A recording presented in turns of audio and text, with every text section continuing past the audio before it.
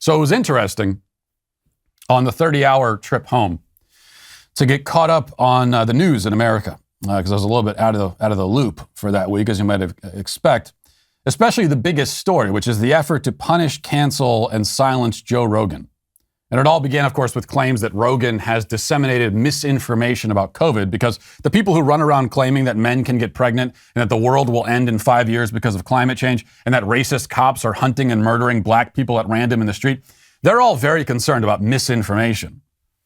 But then the highly coordinated and funded campaign moved into its next phase, which anyone could have seen coming, which has involved digging up old podcast episodes where Rogan utters the forbidden word, the N-word. A word which you might hear shouted 45 times in a pop song without complaint from anyone, but which a guy like Rogan cannot say even when simply quoting someone else. If your skin color is on the darker side of the color spectrum, you can say it in any context you like. If it's on the lighter side, you can't say it in any context at all. Now, this rule obviously makes no sense whatsoever. It cannot be justified on any rational or moral basis at all, yet it's used nonetheless to destroy people like Rogan. Not because he said that word, but because he said a whole bunch of other things that the ruling class doesn't want anyone to say. It's all a pretense. This is why, as people have been pointing out, someone like Howard Stern. I mean, Howard Stern, for 30 years, every day, said things that were far more offensive than any Joe Rogan episode. Howard Stern put on blackface and said the N-word at the same time, on camera. And he's not canceled. He still has a deal with Sirius. Why is that? Well, because Howard Stern has been neutered in recent years. And now he's convenient. He's useful to the left, especially because he's panicking over COVID all the time and pushing the vaccines. This, again, as I always remind people, this is not a double standard. It's not, it's a double standard because Howard Stern is not canceled, but Rogan is. No, it's one standard. And the standard is this. If you are useful to the left, you can stick around, no matter who you are or what you say. If you're not, off with your head. So they want Rogan gone because of his thought crimes. They can't say that exactly, so instead they claim misinformation, and they rifle through thousands of hours of podcasts to find a few examples of him saying naughty words. All the while, the left-wing mob puts on this act, pretending to be somehow hurt or victimized because of words uttered by a podcaster who, if they find distasteful, they could simply not listen to. But that's not good enough. The fact that he's allowed to speak at all, the fact that anyone is able to listen to him, causes them deep pain and suffering, they claim. Now, in the country that I just came from, people suffer because they live in mud huts and they drink sewage. In this country, people suffer because of podcasts. I've been doing a lot of dating and marriage advice on this show recently for whatever reason, so here's some more advice. Here's a top-notch gift ideas. This time I'm speaking to the men in the audience. Guys, it's time to get your lady something practical that you know she will absolutely love. Your gal probably has enough jewelry. I mean, they can never really have enough jewelry, but and chocolates will be gone within a day. So get something that lasts. Cleaning supplies. But don't get it from just any standard unhealthy brand that will reek of chemicals. You want to get cleaning supplies with our partner, Naturally It's Clean. Naturally It's Clean is dedicated to providing the most effective cleaning products for your home while reducing your spending, your waste, and harmful chemicals in your home. Their safer chemistry solutions utilize nature's powerful plant-based enzymes to clean every area of your home, from the bathroom to your hardwood floors to your kitchen.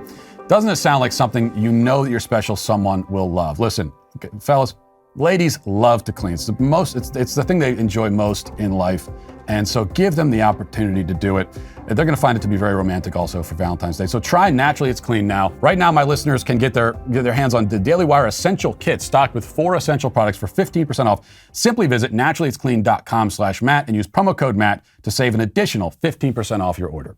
Rogan himself apologized to the mob in a 6-minute video over the weekend, calling his bad language shameful and regretful and expressing, quote, deepest apologies. Who's he apologizing to exactly? Who is the aggrieved party?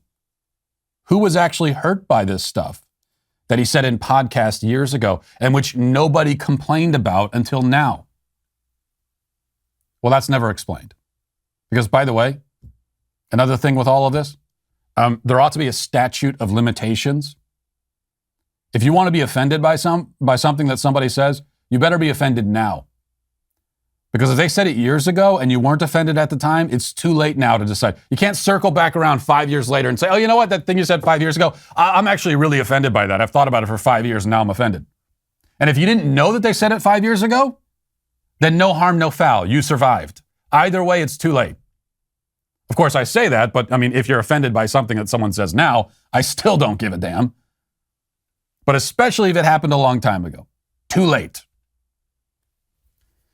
Meanwhile, the CEO of Spotify, Daniel Ek, sent a memo to his staff, for now still refusing to cancel Rogan's show, mostly because it would cost him $100 million to do so, but nonetheless groveling and apologizing for the things that Rogan has said. He said in part, quote, this is the CEO, quote, there are no words I can say to adequately convey how deeply sorry I am for the way the Joe Rogan Experience controversy continues to impact each of you. Not only are some of Joe Rogan's comments incredibly hurtful, I want to make clear they do not represent the values of this company. I know this situation leaves many of you feeling drained, frustrated, unheard. I deeply regret that you're carrying so much of this burden. Burden? What burden? You know, I've come from a place where lots of people have the burden of watching their children starve to death while their teeth rot out of their heads. Meanwhile, the employees of a multi-billion-dollar media conglomerate have the burden of Joe Rogan. It's all an act put on by soulless cry bullies who are so immersed in their own privilege that they believe they have the right to control what everyone says and hears and thinks. They're so invested in this imaginary right that they believe they've been personally attacked if anyone is allowed to say anything that they don't approve of. And that's why these people do not deserve an apology. Now, I don't know Joe Rogan personally, but he seems like a nice guy and a decent guy. Unfortunately, these are not nice or decent times. You cannot be nice to the mob of spoiled brats. Their feelings are not important. Their feelings aren't even real. I doubt very much that these people are even capable of experiencing true human emotion at this point because they've been faking it for so long. When they come beating on your door demanding an apology, the best thing you can do for yourself and for the world, and even for them, is to laugh in their face and then spit in it. Tell them to kiss your ass, double down and then triple down and then double down on your triple down. What good will the apology do anyway? You may have noticed that in the whole history of cancel culture, in the whole history of public apologies offered to the cancel mob, never once has an apology been followed by the mob saying, "We forgive you." Never once. Forgiveness is not on offer. They want the apology not for reconciliation, but for victory. They're demanding your submission.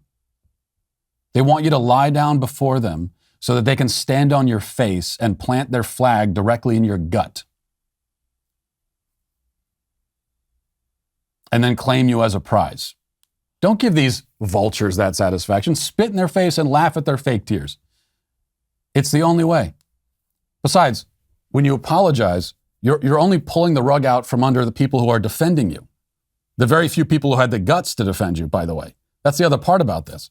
Now, I've had the mob coming after me enough times to know that most of your so-called friends will run away and hide, cowering in silence while the hyenas rip you apart. I've been through that myself. Only a few people will have the balls to stand beside you and defend you. When you apologize to the mob, you're cutting your defenders off at the kneecaps and embarrassing them. They're spending their time saying, no, defending what you did, and then you come along and say, oh, I'm so sorry, I'm a terrible person. You hurt the people who are trying to help you, and help the people who want you dead.